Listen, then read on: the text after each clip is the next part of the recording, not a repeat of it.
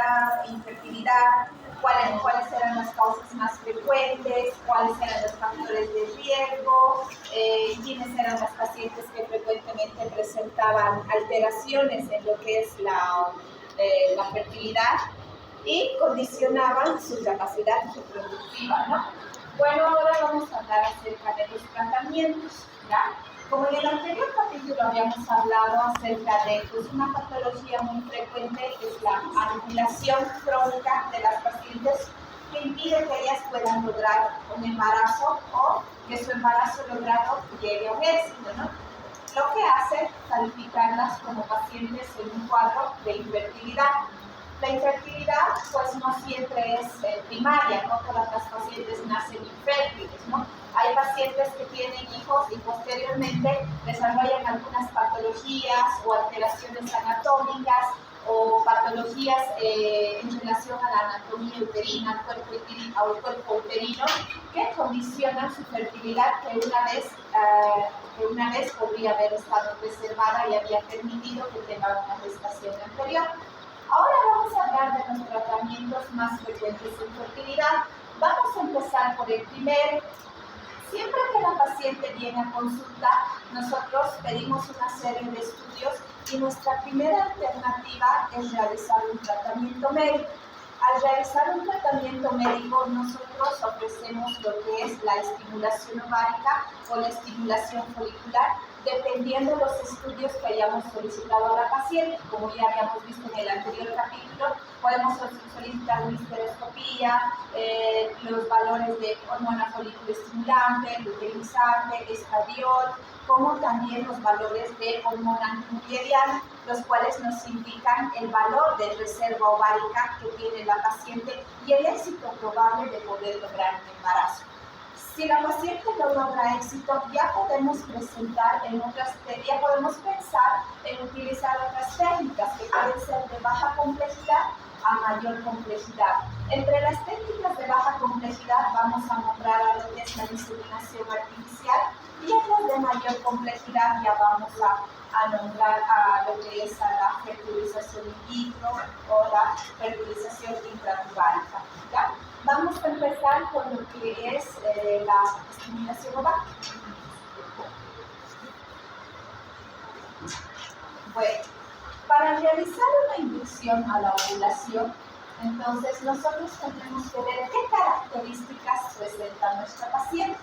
Generalmente, las pacientes en las que vamos a pensar en realizar una inducción a la ovulación, la paciente tiene que tener la característica de ser anovuladora, es decir, que presenta ciclos con maduración folicular, pero esta maduración folicular no se presenta con lo que es la ruptura del folículo y exclusión del óvulo.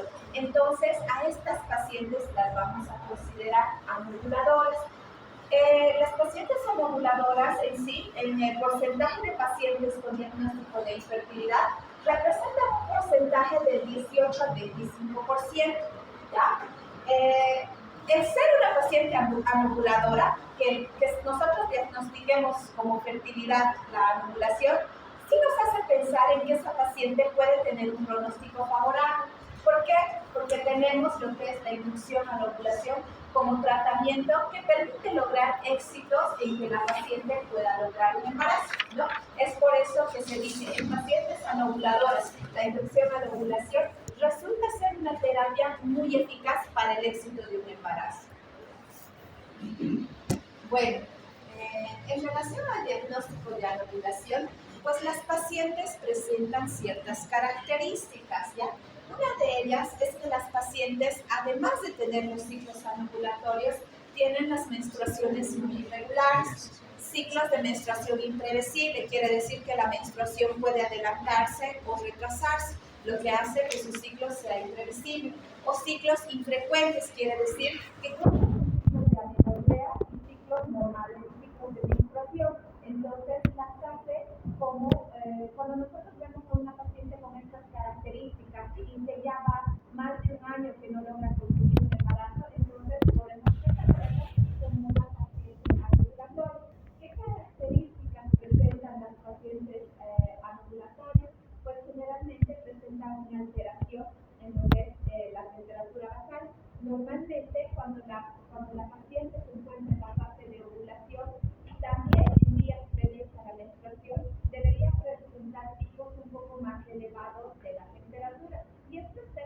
relación a la progesterona, como ya lo hemos visto en el anterior capítulo.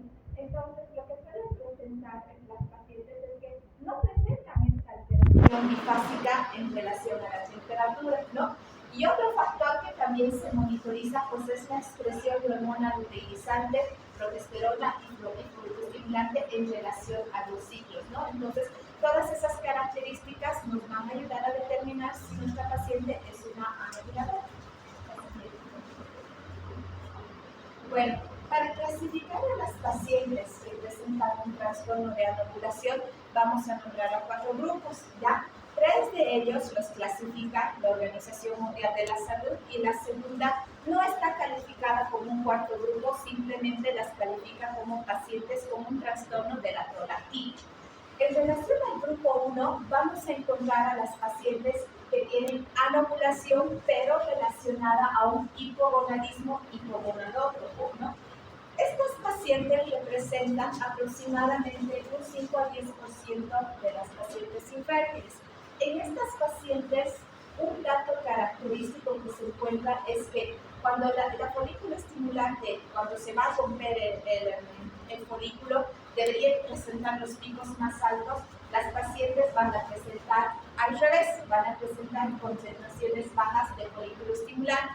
Eso las hace anovuladoras, quiere decir que en vez de elevarse los picos de folículo estimulante y permitir la ruptura folicular, ellas presentan concentraciones bajas. Por eso presentan un número cuantificable de folículos, pero sin una ovulación exitosa, ¿no? Un dato también característico de estas pacientes es que presentan concentraciones bajas de estradiol, ¿no? Que se acompaña, folículo estimulante baja, estradiol bajo, ¿no? Entonces, esas son las pacientes consideradas como pacientes anovuladoras por un hipogonadismo hipogonadotrópico, ¿no? Lo que pasa es que la alteración de otros factores va a producir como consecuencia una alteración o ausencia de la liberación de la hormona liberadora de gonadotropinas, ¿no? Generalmente, estas pacientes van a se las cataloga como pacientes con una amenorrea, pero de origen hipotalámico. Eso se debe a que las bajas concentraciones de folículo estimulante y estradiol no estimulan hacia el área hipotalámica, hacia la producción o alteran la liberación de hormona liberadora de gonadotropina, ¿no? ¿En qué pacientes vamos a encontrar este tipo de alteración?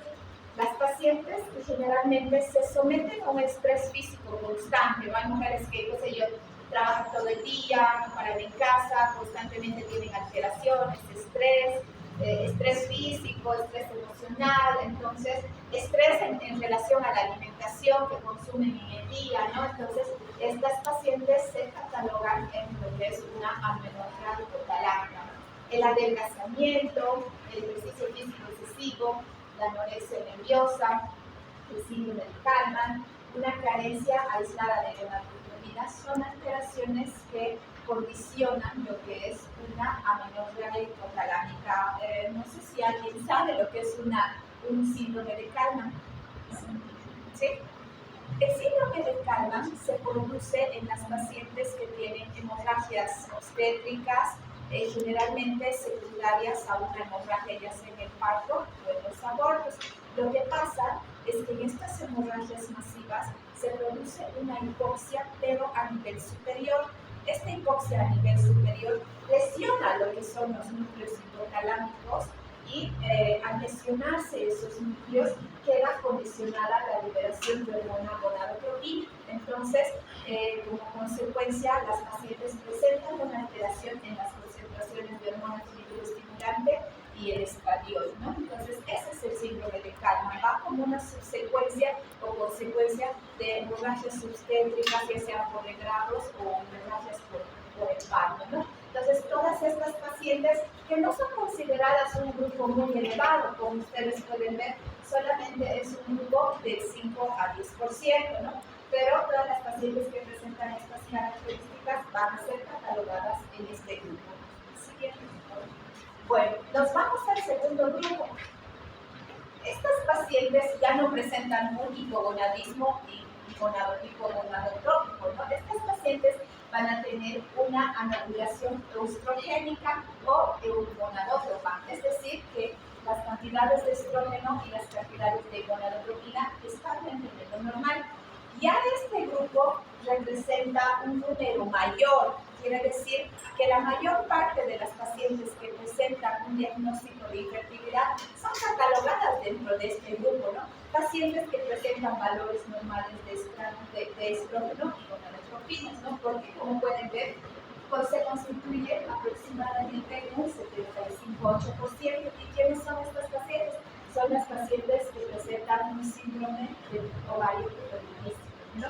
En estas pacientes se pueden encontrar lo que son las concentraciones normales de folículo estimulante y estradiol, pero un dato llamativo es que presentan concentraciones elevadas de hormona luteinizante. Es muy importante en las pacientes no solo considerarlas como ovario poliquístico, es importante considerar a la paciente como un síndrome, porque si nosotros sabemos manejar un síndrome, sin necesidad de realizar otro tratamiento, solo controlando el síndrome, podemos lograr éxito en que una paciente pueda mejorar su capacidad de fertilidad. ¿A qué me voy? Un síndrome de ovario poliquístico se comporta con una alteración en los estados glicémicos, ¿no?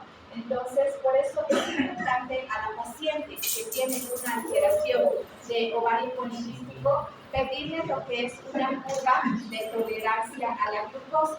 Si la paciente, además de presentar una alteración de la poliquistosis ovárica, presenta una alteración en lo que es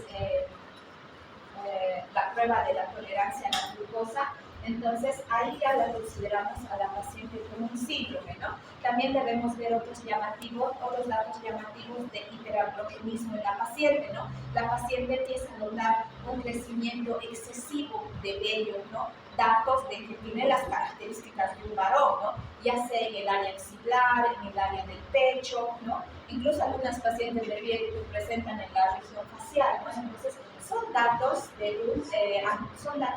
hiperandrogenismo asociado al síndrome de ovario poliquístico, ¿no? Y algunas alteraciones, ¿no? Como factores de riesgo cardiovascular. Entonces, este es otro grupo de las pacientes que se caracterizan por presentar estados anovulatorios. Este es el más frecuente, las del grupo 2. Bueno, nos vamos al grupo 3. Bueno, igual que el grupo 1, el grupo 3 no presenta datos epidemiológicos elevados, solo representan un 10 al 20%. Estas pacientes van a tener una anovulación de origen hipergonadotrópico, ¿no? En estas, lo que va a pasar es que las concentraciones de folículo estimulante van a ser muy elevadas, pero las concentraciones de hormona antimulleriana van a ser muy bajas. Generalmente en este grupo, que ya presentan concentraciones muy bajas de hormona antimulleriana, son pacientes que ya presentan una edad avanzada. ¿Por qué? Porque estas pacientes, si bien pueden tener conservados los valores de hormona folículo estimulante, su reserva ovárica ya es baja. Esto hace que las pacientes presenten valores de hormona antimulleriana mucho menores, ¿ya? Como habíamos visto en el anterior capítulo, los valores se mantenían entre 3 a 5 de hormona antimulleriana y un valor mucho más elevado de hormona antimulleriana indicaba que la paciente tenía una buena reserva de folículos primordiales y podía lograr el embarazo, ¿no? En cambio, en estos pacientes que ya presentan una edad más adulta, la disminución de la hormona antimulleriana va en relación a eso, que mientras la mujer es más adulta, presenta una disminución de lo que son los folículos primordiales.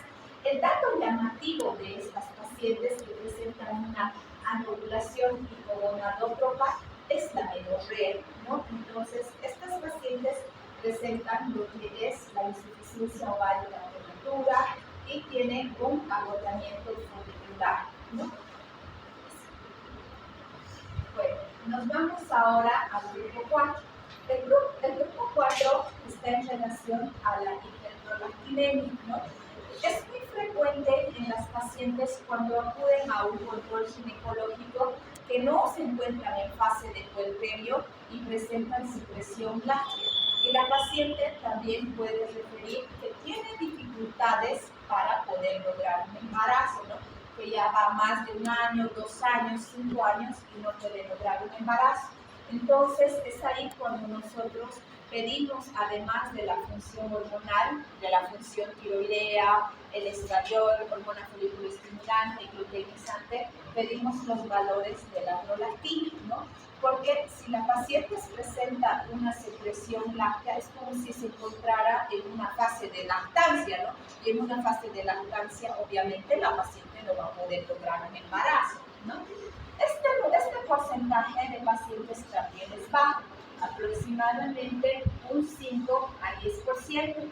Lo que pasa es que la hiperprolactinemia inhibe la secreción de gonadotropinas, ¿no? Es decir, se encuentran en las áreas nucleares casi juntas, en lo que es la región, reciben una estimulación hipotalámica, pero lo que pasa es que la acción elevada de la hiperprolactinemia inhibe la secreción de gonadotropinas.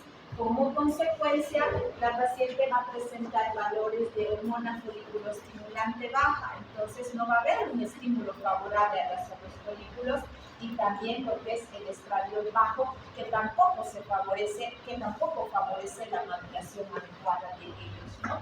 Entonces, en ellas, la característica de las pacientes que tienen hiperprolactinemia es la oligomenorrea y la menorrea. Muchas veces la alteración no solamente es una alteración hormonal en relación a la función de los núcleos, muchas veces la alteración se puede producir por un efecto de masa, ¿no?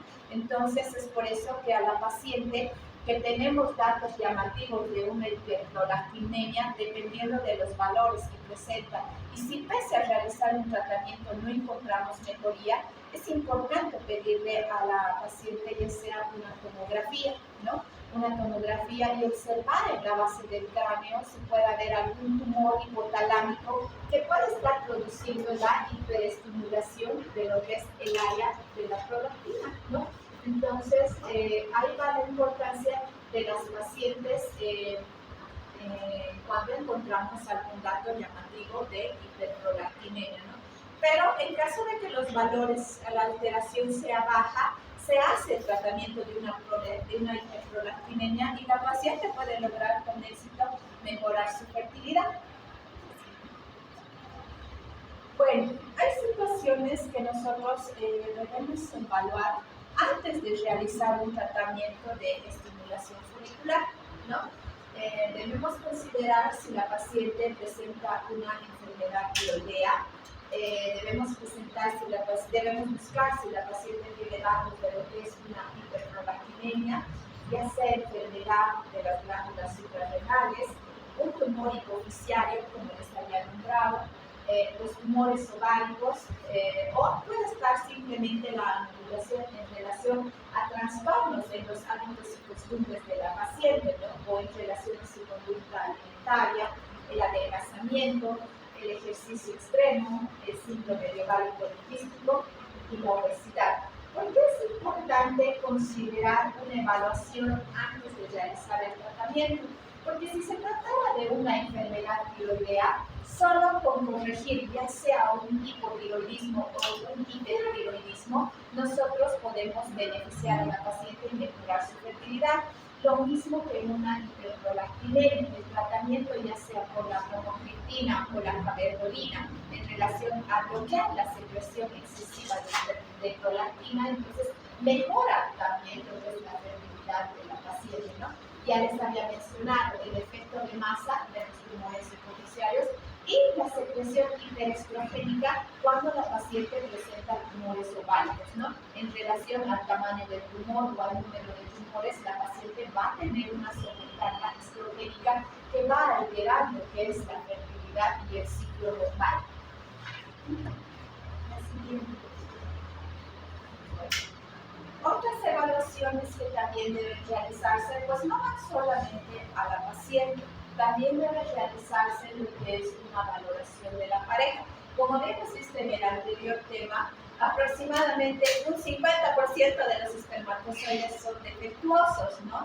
Entonces, ahí va la importancia de cuando nosotros tenemos una paciente con datos de infertilidad, no solamente agarrarnos de la paciente, sino también de la pareja, ¿no? Entonces, La causa no siempre puede ser femenina, también puede haber una combinación de ambos y lo que hace que la disminución de la probabilidad de un embarazo, de lograr un embarazo, sea mayor, ¿no?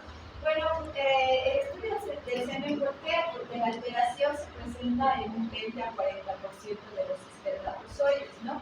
Otro estudio que también lo podemos realizar en la paciente, y habíamos visto en el anterior capítulo, es la histerosalpingografía para poder observar cuál es la permeabilidad, ya sea desde el orificio cervical externo hacia lo que es las salpinges, ¿no?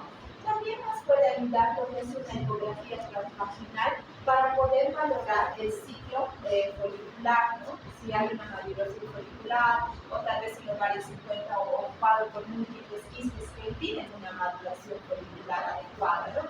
Entonces ya habíamos visto, si encontramos una paciente, valorar el antecedente de alguna enfermedad previa y estos estudios previos. Ya una vez que nosotros realicemos todo esto, entonces, si aún así no encontramos algún dato llamativo que esté alterando la fertilidad de la paciente, pues ya podemos pensar en que puede ser una causa de infertilidad idiopática o si determinamos, podemos realizar un tratamiento, ya sea una histerosalpingografía liberadora que libere la obstrucción que presenta, ¿no? Entonces, o podemos pensar, si presenta alguna alteración en la maduración folicular, ahí pensar en una inducción a la maduración folicular. Bueno, ¿cuáles algunos tratamientos que se usan, ¿no? Y uno de ellos es el más frecuente que les había mencionado en la anterior clase, es el citrato de clomifeno, ¿no? El citrato de clomifeno es considerado un modulador selectivo de los receptores estrogénicos. ¿Verdad? ¿Cuál es su mecanismo de acción? El citrato de clomifeno actúa a nivel hipotálamo, ¿ya? Lo que hace es, bloqueando el feedback negativo estrogénico, lo que hace que se produzca una elevación en la liberación de hormona liberadora de gonadotropins, ¿no? Esto ya a nivel de la hipófisis, ¿no? Entonces, la hipófisis lo que va a hacer es aumentar lo que es la hormona liberadora de gonadotropina por el bloqueo estrogénico, ¿no? Esta hormona liberadora de gonadotropinas va a hacer que se actúe de forma sinérgica, favoreciendo la esteroidogénesis, es decir, que va a aumentar lo que es la secreción de hormona luteinizante y folículo lo que permite que se realice una maduración de los folículos y la ruptura, ¿no? Entonces, lo que permite el citrato de clomifeno es que las mujeres anovuladoras que no ovulaban porque se encontraban ahí encerrados todos los folículos, va a facilitar la ruptura de ellos y la ovulación, ¿no?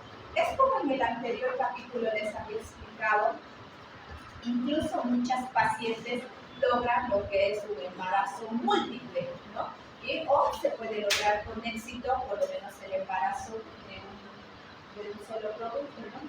Pero el citrato de clomifeno debe tener cuidado en su uso, ¿no? ¿Cuáles son las pautas del tratamiento? Pues se usa una fase proliferativa precoz, se utiliza entre el segundo y quinto día del ciclo de la fase menstrual. Entonces, ¿cómo lo utilizamos? Administramos 50 miligramos por día durante 5 días, ¿no? Incluso podemos empezar con unas dosis un poquito más elevadas y ya en próximos ciclos vamos disminuyendo la dosis, ¿no? Podemos usar desde 50 hasta 100 miligramos, ¿no? O dividir la dosis, ¿no? Podemos darle 50 miligramos en la mañana y 50 miligramos en la noche durante 5 días, ¿no? Lo que logra el citrato de clomifeno pues es que ocurra la ovulación con un éxito del 75 a 80% y las tasas de concepción pues son alrededor de un 22% por ciclo, es decir, a una paciente anovladora que tenía tal vez un porcentaje bajísimo de poder lograr un embarazo, le vamos a dar un 22% de la posibilidad de lograr un embarazo, ¿no? Como en una mujer normal, ya les había explicado que en cada ciclo la mujer tiene la probabilidad de un 18 a 20% de lograr un embarazo, porque les había explicado que la fertilidad de nosotros, los seres humanos no es similar a las de los animales, ¿no? De los animales la fertilidad es aproximadamente un 90-98%, es decir, en cada ciclo pueden lograr un embarazo, pero en los seres humanos y en las mujeres no, el porcentaje es muy bajo. Con el citrato de clomifeno en mujeres anovuladoras podemos igualarla al éxito de embarazo del 22% que es una mujer fértil, ¿no? Incluso muchas veces el porcentaje se eleva, ¿no? A medida que realicemos más ciclos, la paciente tiene una mayor posibilidad de lograr un embarazo. ¿Qué pasa? Que con el citrato de clomifeno, el primer mes de tratamiento no puede haber éxito, ¿no? Pero tal vez el segundo sí, o el tercero con mayor probabilidad, ¿no? Entonces, tampoco podemos realizar más de 3 ciclos, ¿no? Tenemos que realizar una etapa de reposo o ya ofrecer otras alternativas para mejorar la fertilidad de la paciente o tratamientos ya de mayor complejidad para que ella pueda lograr un embarazo, ¿no? Bueno, algunos libros indican que se puede dar de 3 ciclos, lo ideal, pero lo ideal no es sobrepasarse los 6 ciclos. Si la paciente ya sobrepasa los 6 ciclos de tratamiento con citrato de clomifeno, pues es mejor pensar ya en otra alternativa de alta complejidad, ¿ya? También existe la combinación del tratamiento con metformina, ¿no? Que mejora mucho más ese porcentaje del 22% en relación a las tasas de concepción y ovulación. ¿Por qué? La metformina generalmente se utiliza como una terapia combinada en las pacientes que presentan un síndrome de ovario poliquístico. Mejora la resistencia insulínica. Al mejorar la resistencia insulínica, mejora lo que es la capacidad de ovulación de la paciente, ¿no? Entonces, si la paciente presenta además, pues, es anovuladoras, presenta un síndrome, a causa de un síndrome de ovario poliquístico, se beneficia bastante cuando recibe un tratamiento combinado de citrato de clomifeno o también de metformina, ¿no? Y existen otras pautas de tratamiento combinadas, ¿no? En relación al tratamiento de citrato de clomifeno, pero solo vamos a mencionar ahora la metformina, ¿no? ¿Cuáles son las ventajas de usar el citrato de clomifeno? Pues el citrato de clomifeno produce un desarrollo de múltiples folículos, no como en una paciente que pues cuando ovula uno, ¿no? Lo que hace el citrato de clomifeno es que puedan haber hasta la maduración de 3 folículos, incluso en algunos casos puede haber una foliculogénesis mayor, ¿no? Las desventajas, pues yo no lo veo muy llamativo, no es el costo, que tampoco es muy costoso, ¿no? Como lo habíamos mencionado ya, el embarazo múltiple sí es una desventaja, ¿no? Porque no es normal lograr un embarazo múltiple. Para nosotros no, para los humanos no. Nosotros no estamos preparados para tener 3, 5, ¿no? El cuerpo humano solo está preparado para tener uno, ¿no? Entonces, esa es una desventaja cuando asociado al uso de citrato de clomifeno se produce un embarazo múltiple, ¿no? O un síndrome de hiperestimulación ovárica. Como les había dicho, hay mujeres que van a la farmacia y dicen: mi amiga ha tomado citrato de clomifeno, y ellas se toman el citrato de clomifeno. Pero ¿acaso ellas son anovuladoras? No, pueden ser pacientes que tenían tal vez un ciclo ovulatorio normal. Lo que hacen es generar una alteración en el ovario. Ellas mismas se generan una hiperestimulación folicular y con la formación de múltiples folículos, que ya el ovario se encuentra tan saturado que ninguno de ellos ovulan. Lo único que logran es producirse una hiperestimulación ovárica, ¿no? O en algunos casos aumenta el volumen ovárico, lo que pasa es que se puede producir una torsión, ¿no? Entonces son complicaciones generadas al uso irracional del medicamento que es el citrato de clomifeno. No funciona de la misma forma en todas las mujeres, pero sí tiene un éxito favorable en mujeres anovuladoras.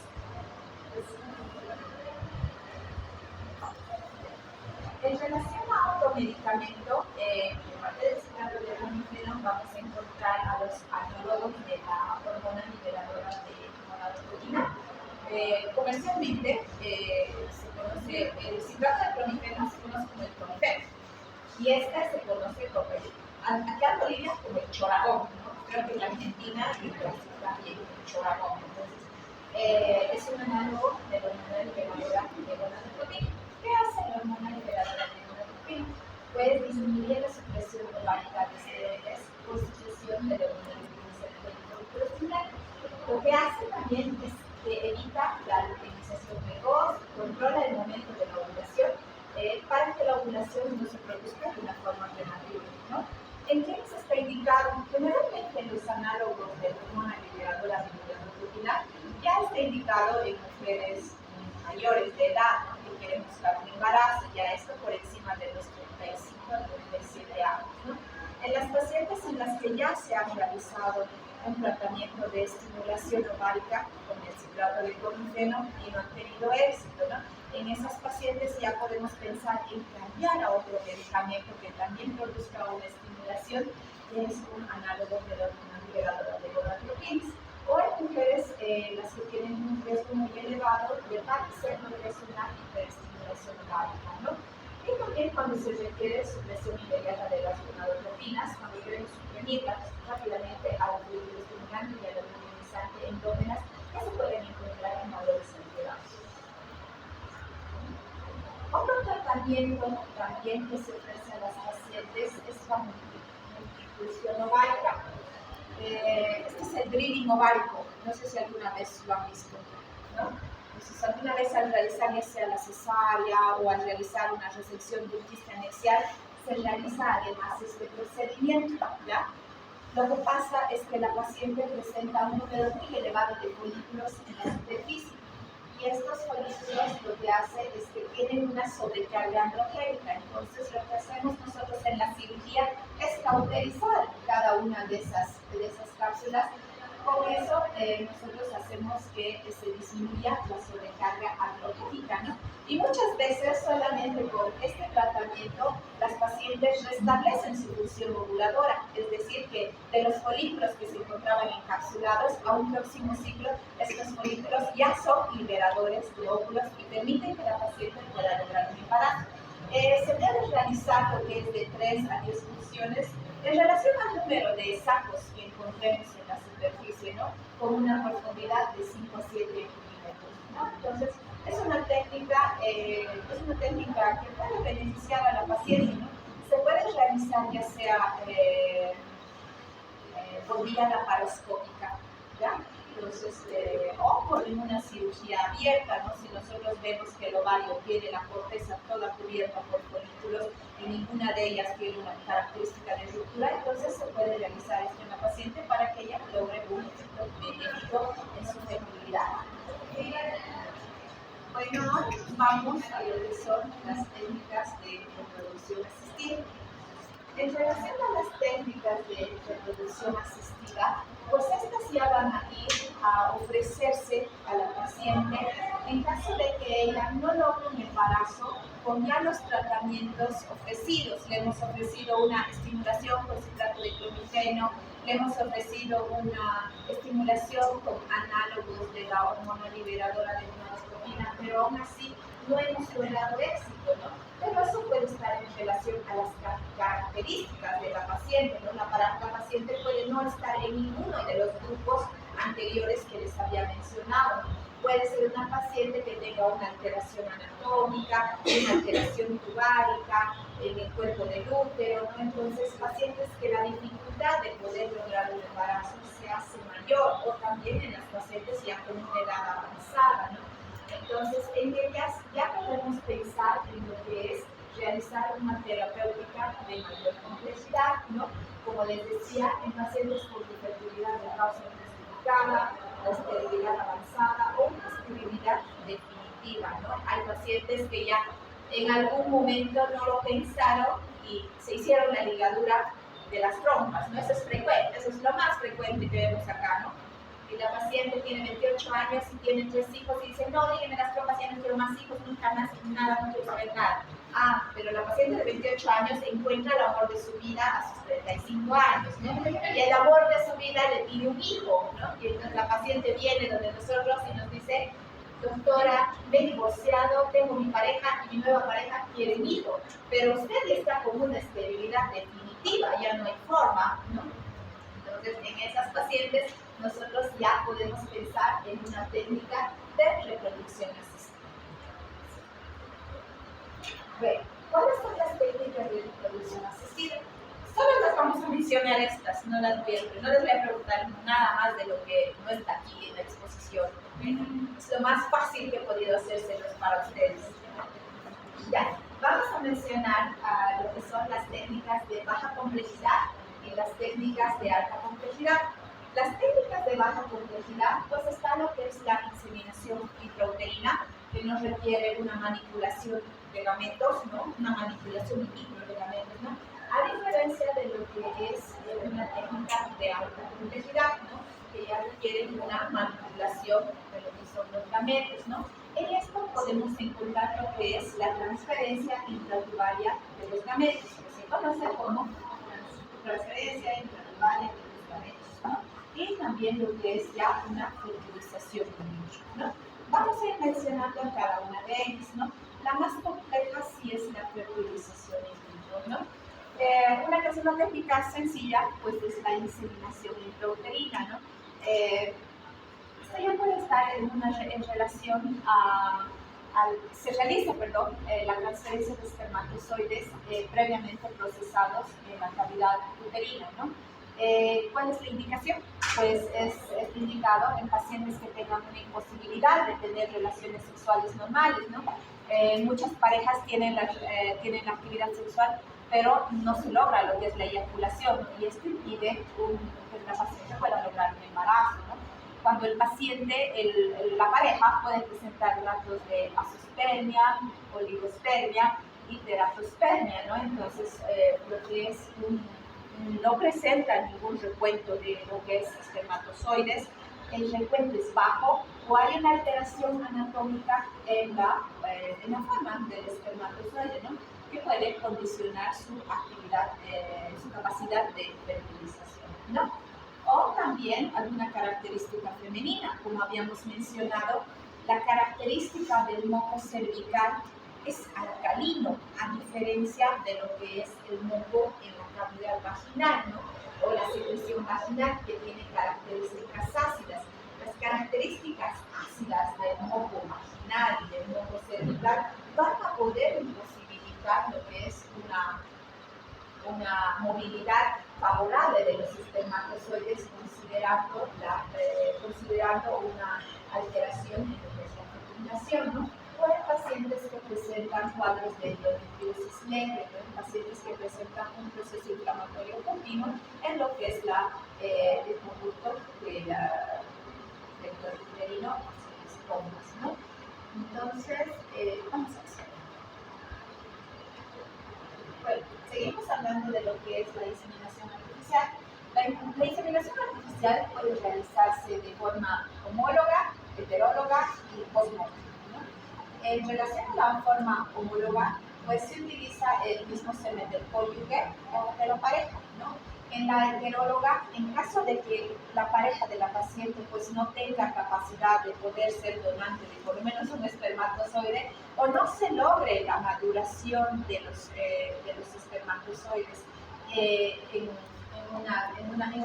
un libro, pues en ellos ya podemos pensar en utilizar un semen, pero proveniente de un donador, ¿no? O hay el caso de las mujeres que desean ser madres sin tener una pareja, ¿no?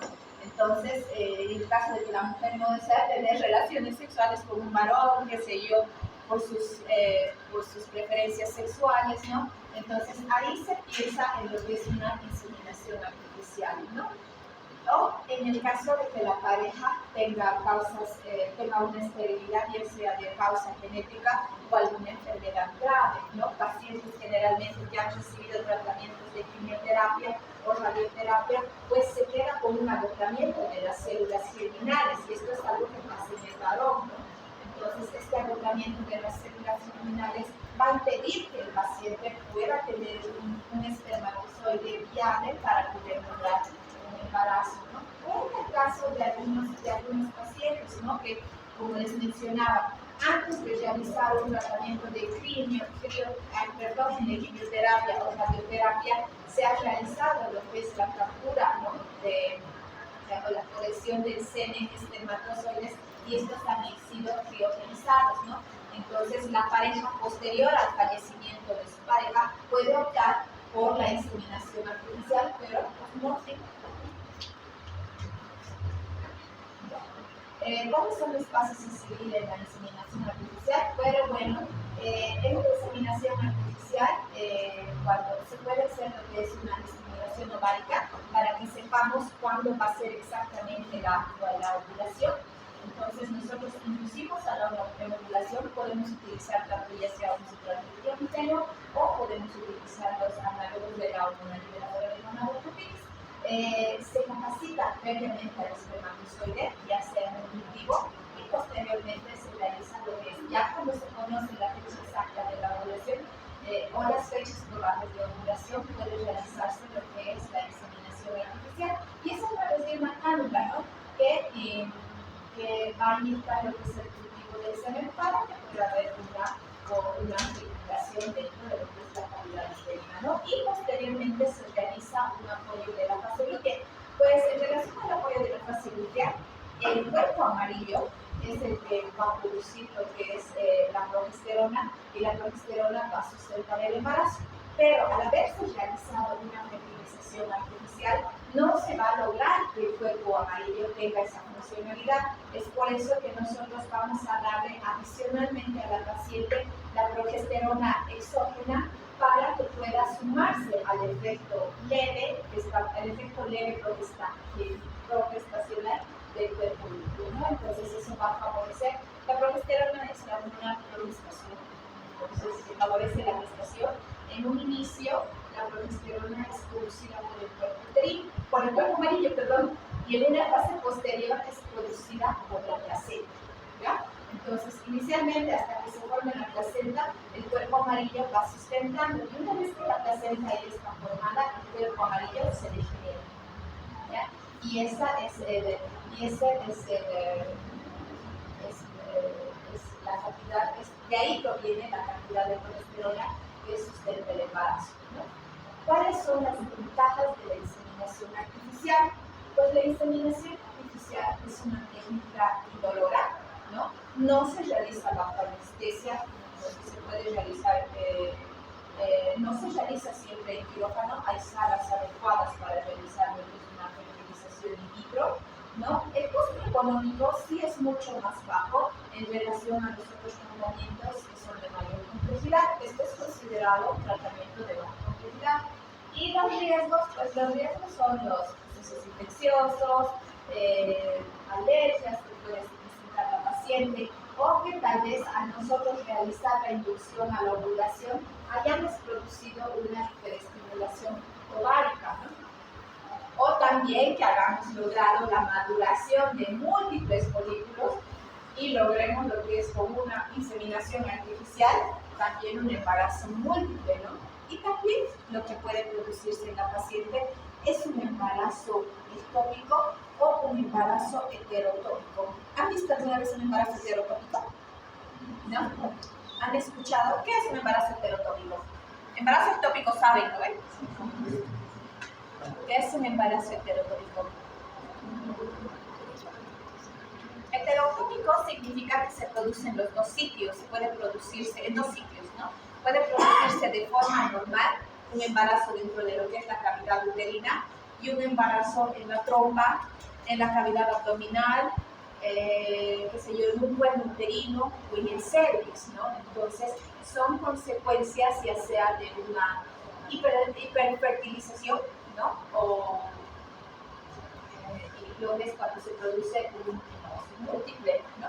Entonces, uno de ellos puede migrar hacia la cavidad uterina y otro puede migrar hacia la trompa, hacia el ovario, hacia la cavidad abdominal, y se produce lo que es un embarazo ectópico fuera del lugar anatómico normal y un embarazo eutópico que se encuentra dentro de la cavidad uterina, ¿no? Entonces, son situaciones que tanto con una fertilización in vitro o con una inseminación artificial, como riesgo, sí se puede producir.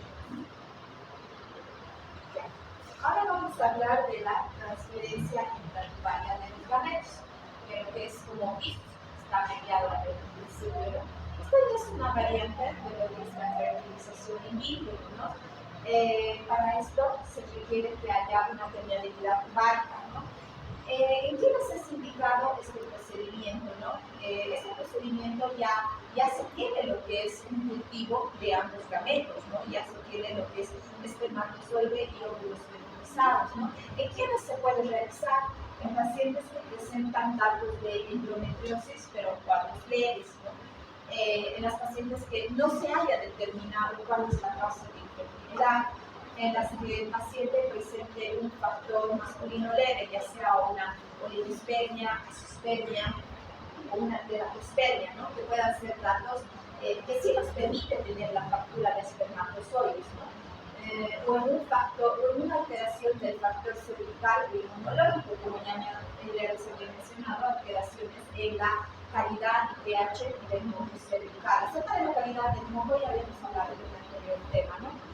Y bueno, con el éxito de lograr la fertilidad con una transferencia intradural de gametos, pues va a un 20 al 30%, ¿no? Entonces, esta puede realizarse ya sea es una inyección directa entre lo que es en la tuba, ¿no? Pero también tiene riesgo de que pueda producirse un embarazo ectópico. Puede realizarse por medio de una histeroscopía, puede realizarse por vía vaginal o también por vía laparoscópica, ¿no? Donde se hace la inyección directa del gameto hacia las pomas. Entonces, así podemos ver, al igual que en la inseminación artificial, pues requiere que se realice una estimulación ovárica previa. Posteriormente se hace lo que es la obtención de lo que es el óvulo expulsado, ¿no?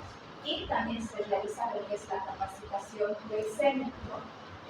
Posteriormente, un cultivo in vitro se realiza lo que es la filtración y simultáneamente se realiza una valoración de lo que es la filtración y posterior ya la transferencia intratubaria de los gametos, ¿no? Entonces, como dice aquí, un resumen de 3. Primero se realiza la captura de los ovocitos por función ovárica directa, se verifica la calidad y madurez de los ovocitos en laboratorio y finalmente se realiza lo que es la introducción de las tropas, ¿no? Como ya les había dicho, por vía laparoscópica o por vía histórica. Bueno, ahora pasamos al último y el más complejo, que es la fertilización in vitro. La fertilización in vitro es la unión del espermatozoide y el óvulo en un laboratorio para su posterior transferencia, ¿no? Entonces sigue una secuencia ordenada de pasos. Como en los anteriores, de la misma forma, se realiza lo que es una hiperestimulación ovárica. Tenemos que tener folículos capaces de darnos óvulos viables, ¿no? Entonces, posteriormente a la hiperestimulación ovárica, se realiza una recuperación de los ovocitos de los ovarios. Al nosotros ya tenerlos capturados, podemos realizar nuestra fecundación en un laboratorio ya de ambos gametos, ¿no? Unir lo que es el espermatozoide con el óvulo, ¿no? Para posteriormente realizar la transferencia transcervical del embrión o los embriones al útero, como podemos ver. Bueno, como les había dicho, primero debemos realizar una estimulación ovárica. Son los primeros pasos. Vamos a ir detallando cada uno, ¿ya? Una vez que nosotros logramos la estimulación ovárica, se debe evitar los ciclos prematuros de hormona luteinizante, ¿no? En estos pacientes se utilizan lo que son los agonistas de hormona liberadora de gonadotropina o análogos de la hormona liberadora de gonadotropina. Lo que hace es que la hiperestimulación ovárica es producir un incremento de la hormona foliculoestimulante de la fase folicular para estimular el crecimiento folicular y nosotros tengamos, como decía, mayor éxito en lograr la maduración de posteriormente, lo que nosotros hacemos es un seguimiento ecográfico, ¿no? Se debe realizar lo que es, una vez que realizamos la estimulación, hacemos una ecografía antes de comenzar la evolución, antes de empezar, y vamos a ir viendo posterior a la evolución cómo se va a ir comportando el ovario, ¿no? También buscamos lo que es en la ecografía algún dato, ya sea anatómico, que pueda alterar o interferir la respuesta ovárica a la inducción. No puede ser la presencia de múltiples, un quiste anexial de gran tamaño, ¿no?, que impida que se pueda realizar una estimulación ovárica adecuada, ¿no? Se debe descartar lo que son quistes funcionales de gran tamaño o tal vez la presencia de endometriomas, ¿no?, que van a alterar la capacidad de una foliculogénesis normal, ¿no? Entonces, lo que se hace es se combina un estudio ecográfico y con el tratamiento del estadio discreto, ¿no? Ahora, una vez que se realiza la maduración folicular, el folículo dominante normalmente debe alcanzar el ovario que se encuentra bajo una estimulación ovárica debe lograr un folículo dominante de 18 a 20 milímetros y debe lograr la formación de otros folículos secundarios que también nos van a servir para recolectar óvulos, que van a ser un poquito más inmaduros que estos de 18 a 20 milímetros. Y estos se logran con valores de estadio de 300 gramos, ¿no? A medida que nosotros vemos con la ecografía, la paciente ya presenta los 3 folículos, le pedimos los valores de lo que es el estradiol. El estradiol debe encontrarse en los rangos de lo que es 300 picogramos en el, ¿no? Ya sea por el número de folículos, ¿no? Si hay 3, entonces vamos a multiplicar ese valor, ¿no? Entonces, posteriormente a lograr esta maduración folicular, lo que hacemos es, ya tenemos los folículos ahí muy maduritos, ¿no? Entonces, lo que hacemos es administrar un análogo de la hormona liberadora de neurotransmisores, ¿no? En este caso, el HCG a 10.000 unidades internacionales, lo que va a hacer que ya los folículos formados puedan realizar con la inyección de la HCG la liberación de los ovocitos y se produzca la ruptura folicular, ¿no? Entonces, esto sí se puede ver con un seguimiento ecográfico, la ruptura y la liberación de los ovocitos por los folículos, ¿no? Bueno, después de realizar este seguimiento, lo que nosotros hacemos es lo que es la aspiración ovocitaria, ¿no? Entonces, esta liberación de los óvulos se produce en 34 a 35 horas después de haber administrado lo que es el HCG que ha producido la ruptura, ¿no? Entonces, una vez que pasan estas horas, nosotros ya podemos saber que vamos a obtener un número cuantificable de óvulos, ¿no? Como decía en anterior, que van a haber 3, ¿no? Uno, el mayor, del 18 a 20, y los otros de 16, ¿no? Entonces, lo que se realiza es la aspiración de estos antes de que se ovulen, ¿no? Entonces, se produce lo que es la inyección y antes de que salgan, entonces solo se los aspira, ¿no? Y ya los tenemos en una colección. La siguiente. Bueno, una vez que nosotros ya tenemos la colección, lo que se hace es se identifica cuántos ovocitos existen en el núcleo folicular, ¿no?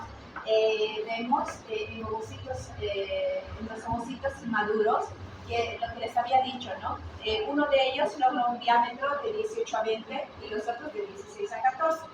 Muchas veces los de diámetro menor son todavía inmaduros y para ellos lo que se hace es colocarlos en una incubadora, por 12 a 30 horas hasta que este ovocito complete su desarrollo y ya tengamos un mayor número de ovocitos maduros, ¿no? La maduración del ovocito va a ser determinado por la presencia de la corona radiada y el cuerpo polar. Para considerarlo a un ovocito maduro,